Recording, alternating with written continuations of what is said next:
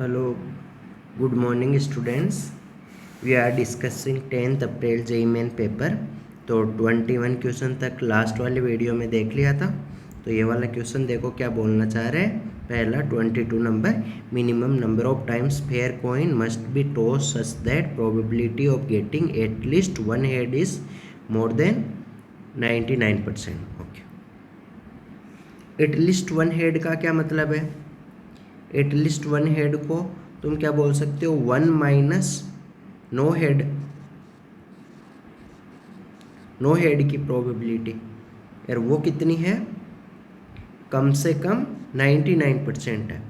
तो हो सकती है 99% हो और सकता है 99% से ज़्यादा भी हो।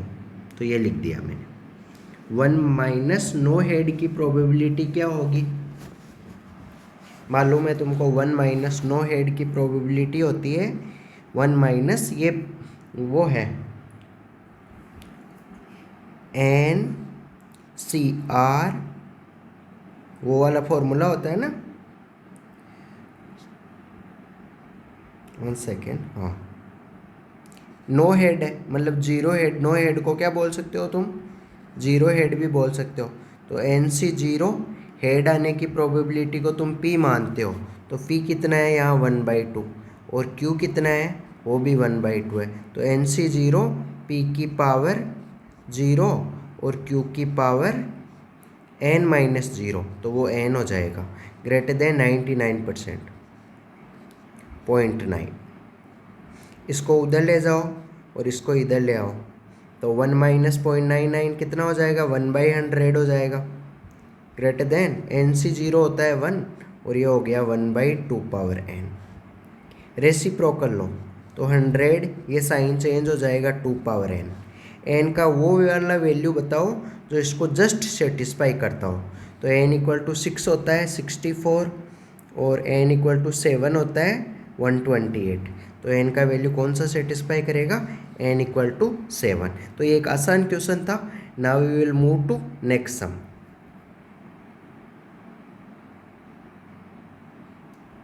नो हेड को बोलते हो जीरो हेड, है ना। तो इसलिए ये फॉर्मूला लगाया। फॉर्मूला कौन सा, जो ये पढ़ा है प्रोबेबिलिटी चैप्टर में, N C R P power R और Q power N minus R. ये किसका फॉर्मूला है कि तुमको एक एक्सपेरिमेंट को तुम एन टाइम रिपीट करते हो तो तुमको आर टाइम सक्सेस मिलने की प्रोबेबिलिटी बताओ।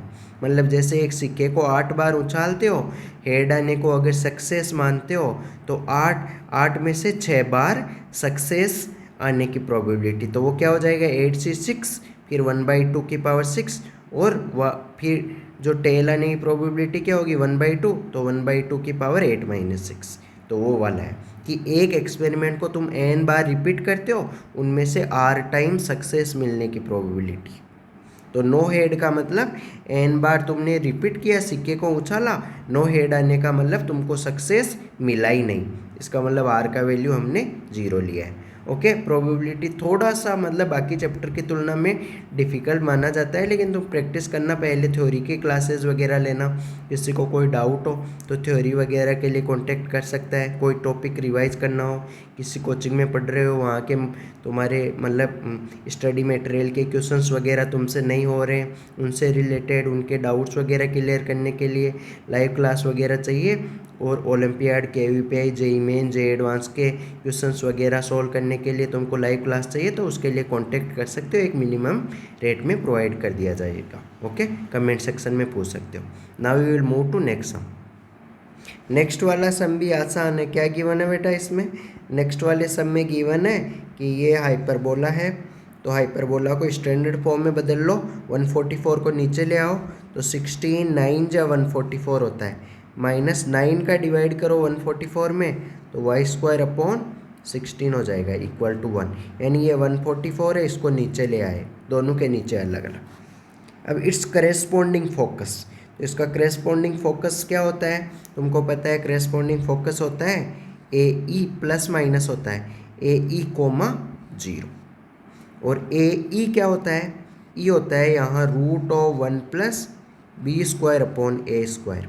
AE क्या हो जाएगा, A² E² क्या हो जाएगा तो मल्टीप्लाई कर दो ए स्क्वायर ऐसा का ऐसा, ई स्क्वायर का वैल्यू पुट कर दो 1 प्लस बी स्क्वायर अपॉन ए स्क्वायर, अंदर मल्टीप्लाई करो तो ये क्या बन जाएगा, ये बन जाएगा ए स्क्वायर प्लस बी स्क्वायर।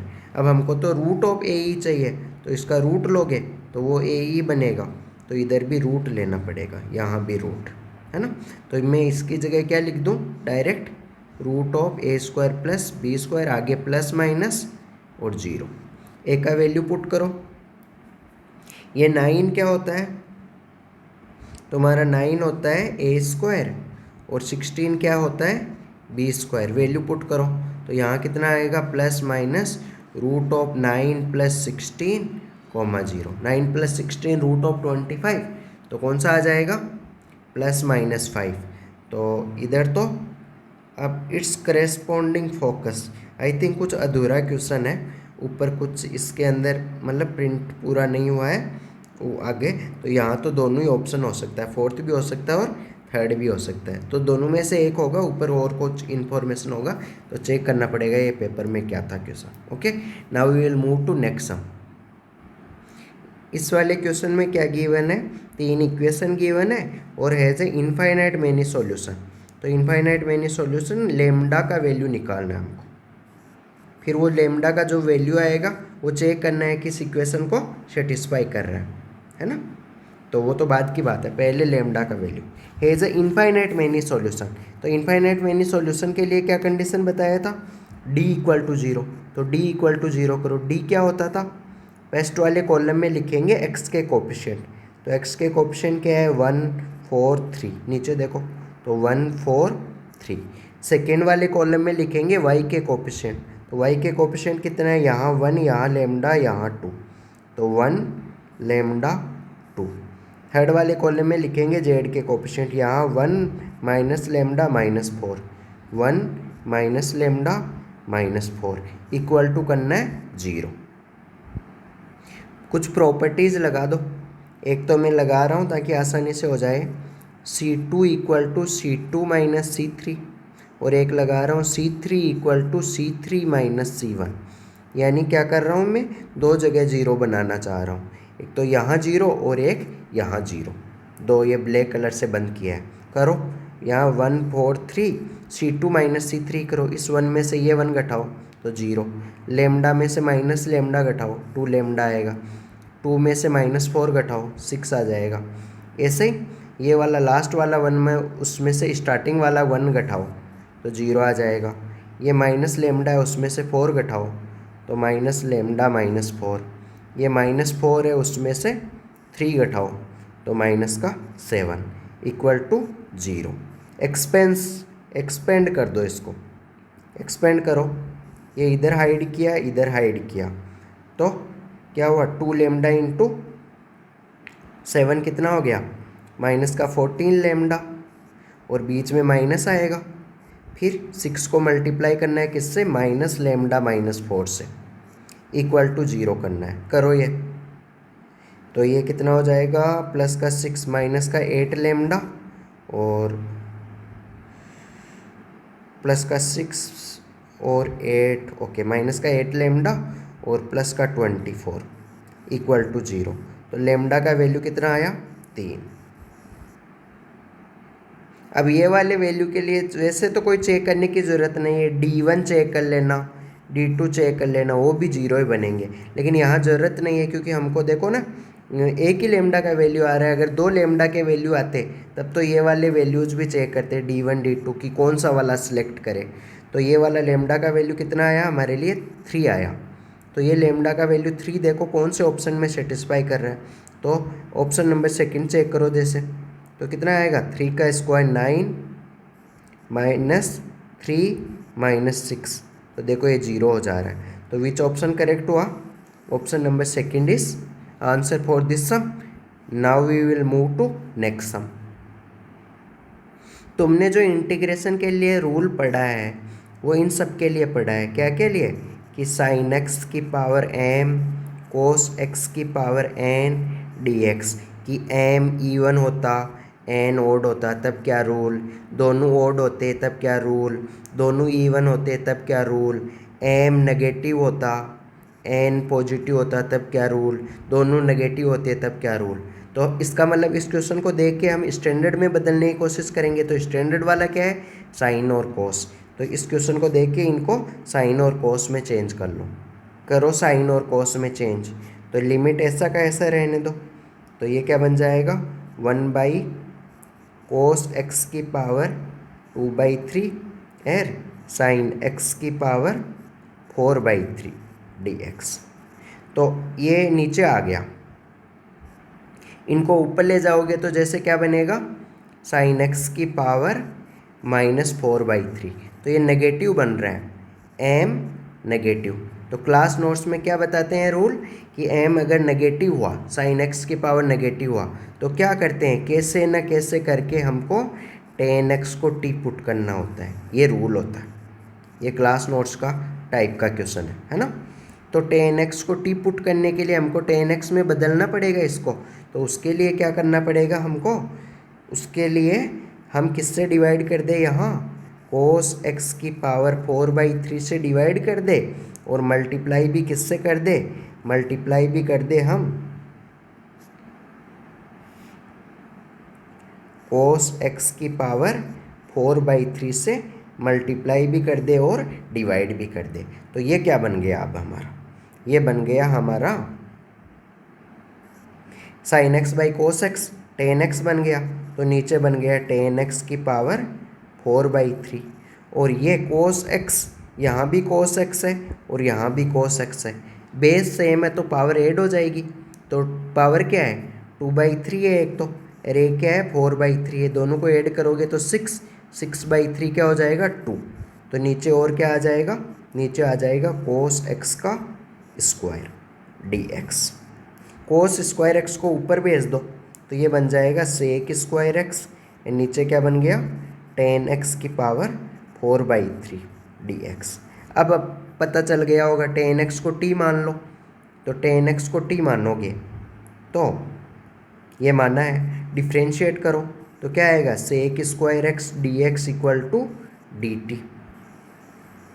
तो ऊपर क्या बन जाएगा dt, और नीचे t पावर 4/3, तो वो ऊपर आएगा तो t पावर -4/3 और dt। इंटीग्रेशन करो तो t पावर -4/3 प्लस 1, और नीचे भी -4/3 प्लस 1, तो वो माइनस का 1/3 हो जाएगा। तो ये सिंप्लीफाई किया तो यह आएगा माइनस का 3 आ गया, और 1 t पावर माइनस का 1/3, तो टेन एक्स की पावर माइनस का 1/3। तो उसको प्लस में बनाना चाहते हो तो कोट एक्स की पावर 1/3 बन गया।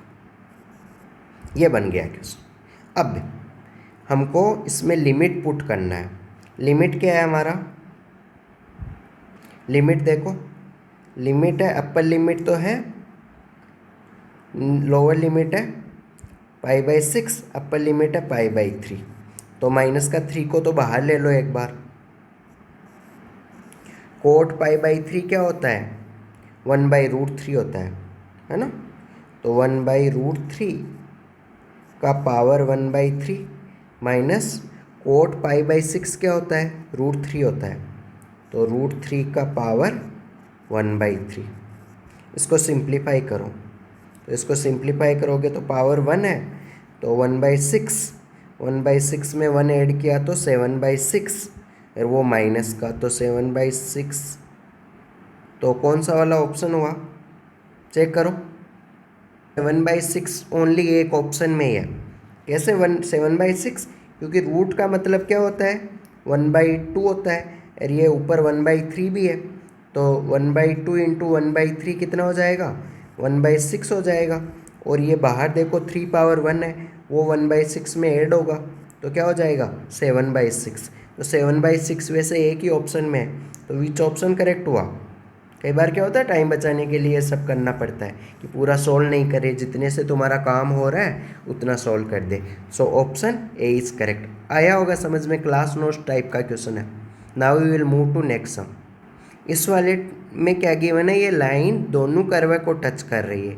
तो इसका मतलब एक लाइन दो कर्व को टच करने का मतलब उनकी क्या हुई, कॉमन टेंजेंट। Common tangent. तो कॉमन टेंजेंट की बात करें तो अगर पैराबोला हुआ तुम्हारा Y square equal to 4ax, उस केस में उसकी टेंजेंट क्या होती है, y equal to M x plus A by M. A क्या है यहाँ, ये 4 एक जो एक इस पैराबोला की इक्वेशन वाला ए है। एम क्या है, एम है स्लोप ऑफ टेंजेंट। और अगर सर्कल तुम्हारा होता है, थ्योरी बता रहा हूँ इस क्वेश्चन का, X square plus Y square equal to A square, तो उसकी टेंजेंट की इक्वेशन होती है y equal to M x plus minus A root 1 plus M square. या तो मैं बात कर लूँ, यहाँ अलग ले लो क्योंकि दोनों ए मिक्स हो रहा है ना। तो अगर मैं सर्कल की रेडियस r ले लूँ तो यहाँ क्या हो जाएगा, r रूट, यहाँ प्लस माइनस होता है, तो ये दोनों, तो इसका मतलब कॉमन टेंजेंट है, इसका मतलब दोनों लाइनें सेम ही हो जाएगी। दोनों लाइनें क्या हो जाएगी, सेम ही हो जाएगी। तो मैं नीचे लिख रहा हूँ a बाई एम, दोनों लाइनें सेम होगी तो क्या बोल सकते हो तुम कि ये वाला पोर्शन तो सेम है, y equal to M X यहाँ भी है, y equal to M X same क्यों होगी, क्योंकि एक सेम लाइन है जो दोनों कर्व को टच कर रही है, इसका मतलब दोनों की कॉमन टेंजेंट है। तो इसका मतलब क्या हुआ, दोनों की कॉमन टेंजेंट का क्या मतलब हुआ, दोनों लाइनें सेम ही है, तो y equal to M x वाला पार्ट तो दोनों के अंदर सेम है, तो जो डिफरेंट है वो भी सेम ही होगा। तो a बाई एम किसके इक्वल होगा, r root 1 plus M square के। अब वैल्यू पुट कर दो, ये इसको कंपेयर कर लो 4ax से, किससे, Y square equal to 4ax से। तो 4a कितना हुआ, 4a इक्वल टू 4 रूट 2, तो इससे a का वैल्यू कितना आया, a का वैल्यू आ गया रूट 2, है ना। और इस सर्कल को कंपेयर कर लो X square plus Y square equal to R square से, तो वहाँ से r का वैल्यू कितना आया, सर्कल की रेडियस 1 आ गई। तो ये वैल्यू पुट कर दो, a का वैल्यू क्या है root 2 by m equal to r का वैल्यू 1 प्लस एम स्क्वायर। दोनों तरफ होल स्क्वायर करो, तो दोनों तरफ होल स्क्वायर करोगे, स्क्वायर बोथ साइड, तो यहाँ बनेगा 2 upon m square equal to यहाँ बनेगा 1 प्लस एम स्क्वायर। हमारा टारगेट है एम का वैल्यू निकालना, बाद में हम निकाल लेंगे कि ये एक चीज़ क्या है ना। तो एम का वैल्यू निकालना, तो एम का वैल्यू निकालने के लिए क्या करोगे कि let M square equal to T मान लो या एक्स मान लो, M square equal to X मान लिया लेट, तो ये क्या बन जाएगा 2 upon X equal to 1 plus X. Cross multiply करो तो ये बनेगा 2 equal to X square plus X, 2 को भी उधर ले जाओ तो X square plus 2x minus X minus 2 common लो, तो यहाँ से फैक्टर क्या है, x इंटू एक्स प्लस 2 और माइनस कॉमन लो तो x प्लस 2 इक्वल टू 0। तो यहाँ से आया x का वैल्यू एक तो 1 आया और दूसरा x का वैल्यू आया -2। सिंस x क्या है, m स्क्वायर है, तो कोई नंबर का होल स्क्वायर नेगेटिव तो हो नहीं सकता, तो जो दूसरा वाला वैल्यू आया है x इक्वल टू -2 वो तो हो जाएगा कैंसल। कौन सा एक्सेप्ट होगा, x इक्वल टू 1 वाला, तो x की जगह 1 पुट करो, तो यहाँ से m स्क्वायर कितना आया इक्वल टू 1 आया, तो m का वैल्यू क्या आया +-1। सिंस ये वाली लाइन क्या है, इसमें क्या पूछा है, c का वैल्यू पूछा है, तो c क्या है, ये टेंजेंट है, कॉमन टेंजेंट, तो कॉमन टेंजेंट का ये जो y c क्या है, यहाँ y इंटरसेप्ट है, y इंटरसेप्ट ऊपर देखो क्वेश्चन के साइड में लिख रहा हूँ y इंटरसेप्ट, तो इसका मतलब टेंजेंट का y इंटरसेप्ट पूछा है। तो जैसे मैं बात करूँ कि इस वाली y इक्वल टू, ऊपर देखो, ऊपर जो लाइन है ब्लैक कलर से बंद कर रहा हूँ मैं, y equal to M x plus A by m, उसमें y इंटरसेप्ट क्या होगा, y इंटरसेप्ट होगा a बाई एम, तो वही होगा c, वही क्या होगा c। तो a का वैल्यू पुट करो √2, m का वैल्यू कितना आया +-1, लेकिन c +-1, लेकिन c का मोड पूछा है तो इधर भी मोड लग जाएगा, तो आंसर कितना आएगा √2। चेक करो which option is correct. So for your this sum option D is the correct. Now we will move to next sum. आसान क्वेश्चन है, कॉमन टेंजेंट के हर बार ऑलमोस्ट जेई मेन में या पूछे जा रहे हैं क्वेश्चन, बार बार कुछ ना कुछ चेंजेस करके, तो इसको अच्छे से लर्न कर लो। Okay, now we will move to next sum. तो क्या करना रहता है इन क्वेश्चनों में, हमेशा दोनों के लिए दो टेंजेंट की इक्वेशन लिख लेती है, दोनों को आपस में इक्वल करना रहता है। तो y equal to M x वाला पार्ट तो सेम ही रहेगा, जो इंटरसेप्ट वाला पार्ट है वो दोनों आपस में इक्वल करके प्रोसीड करना रहता है। क्या गिवन है, इलिप्स के ऊपर टेंजेंट और नॉर्मल फाइंड करना है पहले तो, है ना। तो 2,2 के ऊपर तो टेंजेंट की इक्वेशन तो क्या होगी, t equal to 0। T equal to 0 कैसे लगाते हैं, 3x² को रिप्लेस करेंगे, t इक्वल टू 0 x² को रिप्लेस करेंगे x1 से, y² को रिप्लेस करेंगे y1 से। x1 कितना है, x1 जो ये वाला पॉइंट, x1 है 2 और y1 कितना है 2, तो ये वैल्यूज़ इसमें पुट कर दो। तो 3x into x1 plus 5y into y1 equal to 32। x1 का वैल्यू पुट करो, x1 और y1 का वैल्यू, तो x1 कितना है 2, तो क्या हो जाएगा ये इक्वेशन 6x 2 यहाँ 10y इक्वल टू 32। 2 को कॉमन लेके उधर भेज दो, तो 3x plus 5y equal to 16। ये क्या आई, टेंजेंट आ गई। अब अगर बात करें हम नॉर्मल की, तो अगर मैं बात करूँ डायग्राम की, तो ये इलिप्स है, ये पॉइंट है P 2,2 और 2,2 के ऊपर एक टेंजेंट है,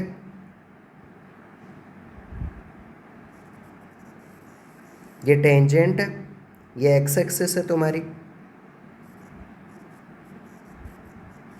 अब नॉर्मल क्या होगी, P पॉइंट से पास करेगा और P पॉइंट के ऊपर एंगल कितना बनाएगा 90। तो मैं ये बात करूँ, ये तो टेंजेंट है और ये दूसरी वाली लाइन क्या है,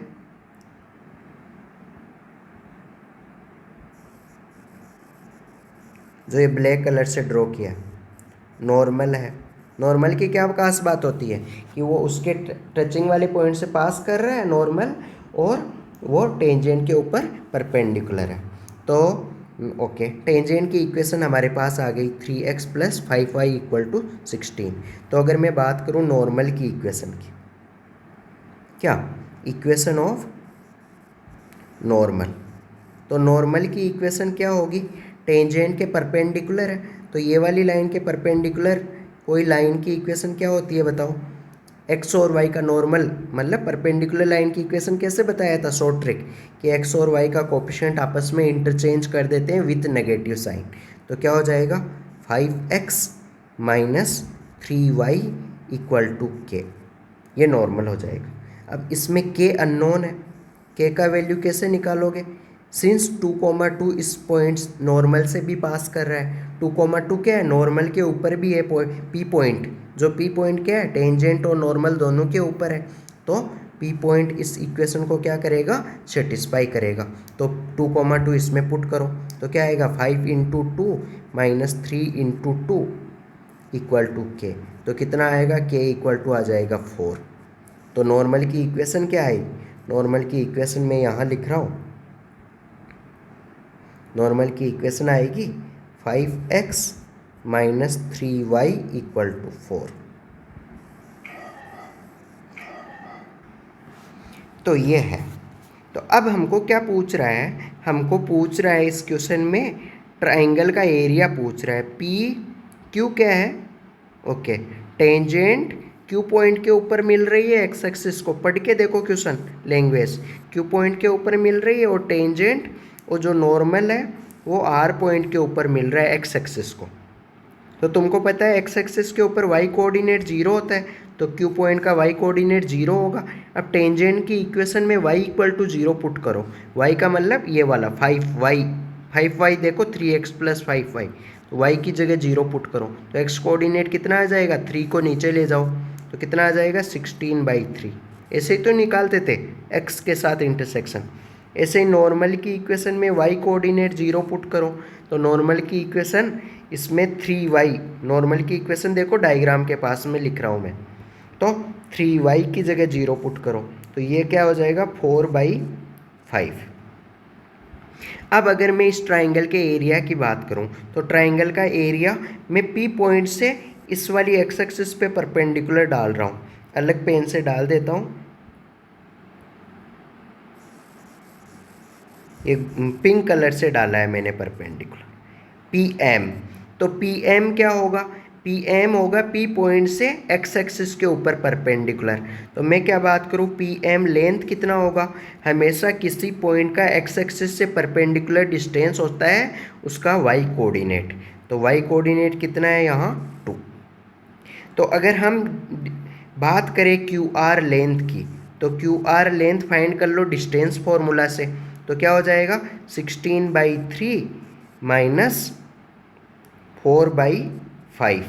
तो ये कितना आएगा, ये आएगा नीचे तो आ जाएगा 15 और 16 5 से 80, 80 में से 12 घटाओ तो वो आएगा 68। यह आ गया क्यू आर। अब मैं बात करूँ एरिया ऑफ ट्राइंगल की। तो एरिया ऑफ ट्राइंगल क्या होता है, एरिया ऑफ ट्राइंगल होता है 1/2 बेस इंटू हाइट होता है। किस ट्राइंगल के एरिया की बात कर रहा हूँ, 1/2 बेस कितना है यहाँ पी क्यू आर की, बेस है यहाँ क्यू आर, हाइट कितना है पी एम, वैल्यू पुट कर दो, वैल्यू पुट करो इसके अंदर। तो वैल्यू पुट करोगे तो कितना आएगा 1/2 क्यू आर तो आया हमारा ऊपर देखो 68/15 और पी एम आया 2, डायग्राम के अंदर देखो पी एम 2, तो 2 से 2 गेट कैंसिल हुआ, आंसर कितना आया 68/3। So check which option is correct. So option D is the correct for this sum. ये थोड़ा आसान क्वेश्चन हुआ लेकिन हर टाइप का कंसेप्ट यूज हो गया जिसमें कोऑर्डिनेट ज्योमेट्री का पूरा कंसेप्ट यूज हो गया। Okay, now we will move to next सम।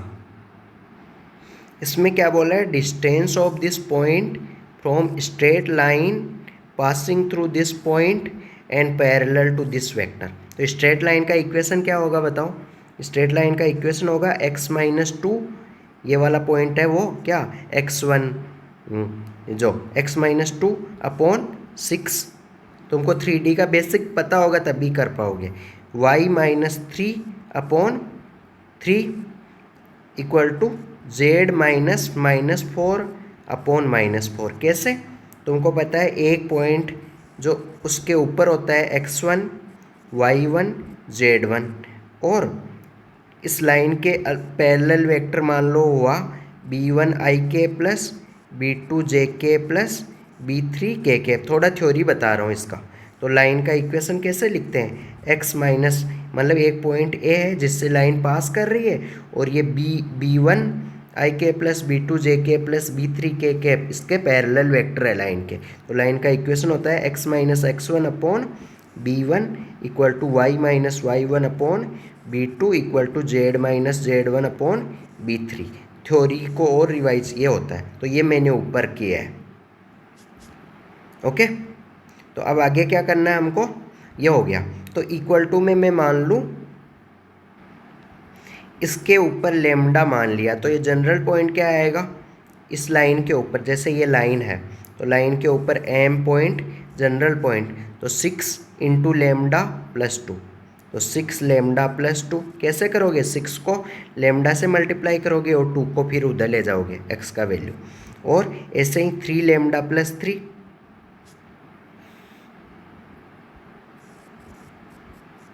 ऐसे ही -4 लेमडा -4, ये एम पॉइंट आया।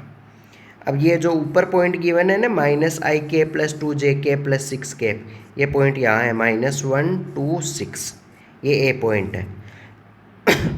ए और एम का जब भी कोई पॉइंट की लाइन से डिस्टेंस पूछे तो हमेशा उसका मतलब होता है परपेंडिकुलर डिस्टेंस। तो ए एम फाइंड करना है।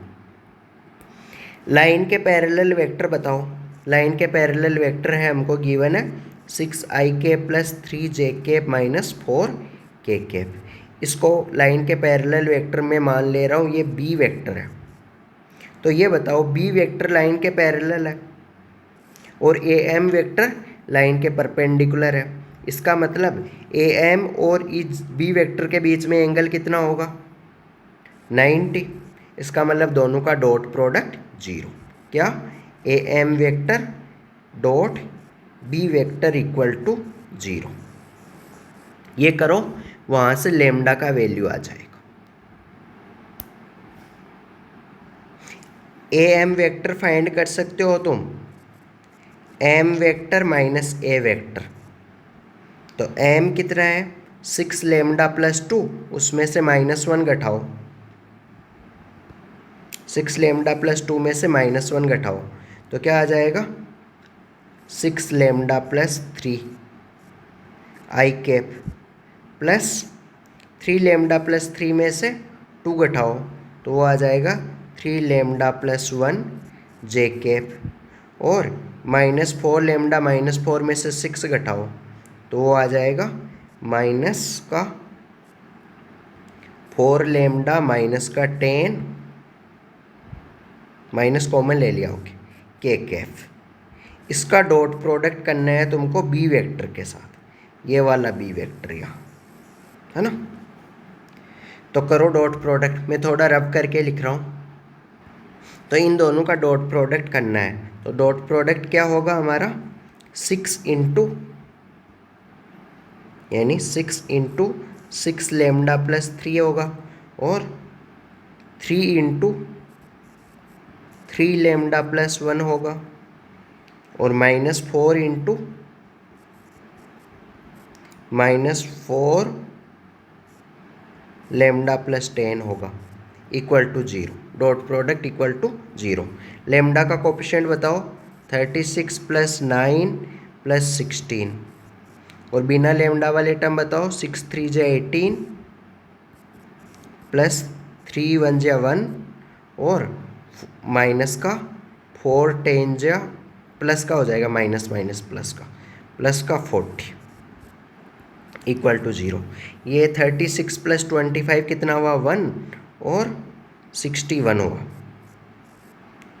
और 61 ही हुआ क्या, 25 प्लस 61 ही हुआ, और ये कितना हुआ 19 प्लस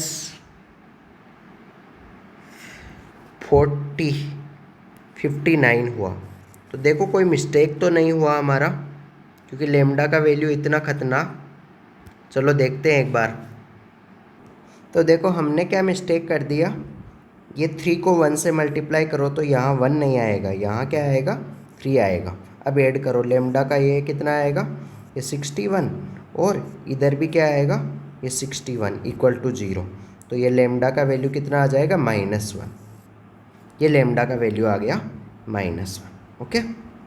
यहाँ 1 नहीं था, वो गलती से लिखा, तो लेमडा का वैल्यू -1 आ गया। अब आगे देखो, देखे क्या करना है हमको। हाँ, जो m ले लेमडा का वैल्यू m पॉइंट में पुट करो, तो m पॉइंट का कोऑर्डिनेट कितना आएगा 2 -6 -4, और 3 -3 0, और प्लस का 4 माइनस का 4 0। ये m पॉइंट का कोऑर्डिनेट आ गया तुम्हारा -4 0 0। अब डिस्टेंस फाइंड कर लो किस किस के बीच में, a और m के बीच में, डिस्टेंस फार्मूला लगा के। तो कितना आएगा डिस्टेंस, -4 प्लस का 1 का होल स्क्वायर, और 2 का होल स्क्वायर प्लस 6 का होल स्क्वायर। तो ये कितना होगा 3 का स्क्वायर 9, 9 प्लस 4 प्लस 36 का रूट, तो ये कितना हो जाएगा 49, 49 का रूट कितना हो जाएगा 7। तो देखो which option is correct, so your option a is correct for this sum. Now we will move to next sum. इस वाले सम के लिए ये फॉर्मूला चाहिए हमको, cos inverse a minus cos inverse b. तो फॉर्मूला क्या होता है, cos inverse a b plus root of 1 minus a square root of 1 minus b square, ये फॉर्मूला होता है। एक की जगह क्या है क्वेश्चन में, एक की जगह है एक्स, बी की जगह क्या है y/2। तो लगाओ ये फॉर्मूला, तो ये फॉर्मूला लगाओगे तो क्या बन जाएगा हमारा, कोस इनवर्स ए की जगह x, बी की जगह y/2 plus root of 1 minus x square root of 1 minus y/2 का स्क्वायर, तो y²/4, ये बन गया। इसको इक्वल करना है किसके, एल्फा के। तो ये वाला चीज़ किसके इक्वल है, इक्वल है एल्फा के। अब क्या करो तुम, अब करो जो ये कोस इनवर्स है उसको इधर ले आओ, तो वो क्या बन जाएगा, कोस एल्फा बन जाएगा। Cos alpha equal to xy/2 plus √1 minus x square √1 minus y²/4। इसको भी इधर ही ले आओ तो ये क्या बन जाएगा, ये बन जाएगा तुम्हारा cos अल्फा माइनस xy/2 और उधर बनेगा रूट के अंदर, पूरा रूट के अंदर ही रहने दो, 1 minus x square 1 minus y²/4। अब क्या करो, स्क्वायर बोथ साइड कर लो, स्क्वायर बोथ साइड, दोनों साइड स्क्वायर कर लो। तो ये क्या बनेगा, कोस एल्फा, यहाँ स्क्वायर कर देता हूँ, इधर भी स्क्वायर कर दिया, एक स्टेप बच गया हमारे। स्क्वायर करो, इसका स्क्वायर ओपन करो तो ये बनेगा cos square alpha plus x² y²/4 minus का 2ab, a माइनस बी का स्क्वायर, तो 2 से 2 कैंसिल हो जाएगा, तो xy cos alpha equal to, इधर इसको यहाँ बन जाएगा, रूट हट जाएगा तो 1 minus x square into 1 minus y²/4। अब हमको चाहिए क्या, इसको मल्टीप्लाई करो, यहाँ मल्टीप्लाई करो, तो कैसे करोगे मल्टीप्लाई, 1 से 1 मल्टीप्लाई होगा तो 1 आएगा, plus minus x square minus y²/4 से होगा तो x² y²/4 आएगा, फिर माइनस x² 1 से होगा तो माइनस का x² आएगा, और ये y²/4 इस 1 से होगा तो माइनस का y²/4 आएगा। अब ये वाला टर्म कैंसिल हो गया तुम्हारा, x²/4, यहाँ भी x²/4, ये पार्ट कैंसिल हो गया। और एलसीएम वगैरह लो, ये दोनों हमको इधर चाहिए, ये दोनों टर्म को लेफ्ट में ले जाओ और कोस स्क्वायर एल्फा को राइट में ले आओ 1 के साथ में, तो दोनों को लेफ्ट में ले गए तो क्या बन गया, उधर माइनस का x² है तो इधर प्लस का x², उधर माइनस का y²/4 है तो इधर प्लस का y²/4, और फिर माइनस का xy कोस एल्फा, वो उधर गया तो उधर क्या बन गया, 1 माइनस कोस स्क्वायर एल्फा, तो ये तो क्या बन गया, 1 माइनस कोस स्क्वायर एल्फा, ये 1 है, वो बन गया तुम्हारा साइन स्क्वायर एल्फा। एलसीएम वगैरह लो, यहाँ नीचे 1 यहाँ नीचे 1, तो ये एलसीएम लोगे तो क्या आएगा, एलसीएम लोगे तो तुम्हारा आएगा 4x² plus y² minus 4 times xy cos alpha, और इक्वल टू में ये 4 एलसीएम के उधर भी चला जाएगा साइन स्क्वायर एक्स के साथ, साइन स्क्वायर एल्फा के साथ, तो 4 साइन स्क्वायर एल्फा। तो देखो ये वाला टर्म ही चाहिए था हमको, क्वेश्चन में देखो, क्वेश्चन में देखो क्या चाहिए था, 4x² plus y² minus 4xy alpha, ये वाला ही पूछा है हमको। तो ये वाला किसके इक्वल आया हमारा, राइट में देखो 4 साइन स्क्वायर एल्फा, तो विच ऑप्शन करेक्ट हुआ, तो your option D is the correct answer for this sum. Now we will move to next sum. Okay, we will stop because other question is mathematical reasoning. और okay, तो इसमें क्या है, हमने क्या देखा कि सभी क्वेश्चन आसान ही होते हैं, तुमको प्रॉपर क्लास नोट्स और फॉर्मूलों का अच्छे से रिवाइज होना ज़रूरी है, टॉपिक से सीट वगैरह जो भी तुम्हारे कोचिंग में पढ़ रहे हो वहाँ के कोचिंग मॉड्यूल वगैरह अच्छे से सॉल्व करना चाहिए। तो तुमको कोई भी कोचिंग मॉड्यूल से रिलेटेड कोई भी डाउट हो, olympiad, KVPI, JEE main, JEE advance और एलन रेजोनेंस, फिर जी किसी भी कोचिंग, कोई भी और लोकल कोचिंग मान लो कोई भी, उनसे तुम्हारे स्टडी मटेरियल के तुमसे क्वेश्चंस वगैरह नहीं हो पा रहे हो, उनमें बहुत सारे डाउट्स वगैरह आ रहे हो, कोई तुमने मिस कर दिया कोई टॉपिक, उसका तुमको क्लास नोट्स रिवाइज चाहिए, तुमको किसी टॉपिक को वन शॉट रिवीजन चाहिए, तो जो पॉसिबल होगा वीडियो इस चैनल पे भी डालूंगा, लेकिन तुम उनके लिए एक्स्ट्रा डाउट क्लासेस वगैरह लगा सकते हो। उसके लिए तुम मेरे से कांटेक्ट कर सकते हो, चैनल पे कमेंट सेक्शन में पूछ सकते हो इन्फॉर्मेशन, या कुछ समय बाद में टेलीग्राम का लिंक वगैरह भी डाल दूंगा, तो वहाँ पे तुम ऐड हो सकते हो। तुमको एक मिनिमम बहुत ही कम अमाउंट में कोचिंग वगैरह की तुलना में बहुत ही इवन देख लो कि 1/10 अमाउंट ऑफ कोचिंग फ़ी वगैरह उसमें तुमको प्रोवाइड कर दिया जाएगा। वो डिपेंड करेगा कि तुम अदर कितने स्टूडेंट को ऐड करते हो। Okay, hope you will do good in JEE main and JEE advance. Okay, तुम जितना अच्छे से हो सके उनको ज़्यादा से ज़्यादा तुम्हारे फ्रेंड्स के साथ इसको सब्सक्राइब करो और शेयर करो। Okay, thank you, God bless you, hope you will do in coming exams. Okay, thank you.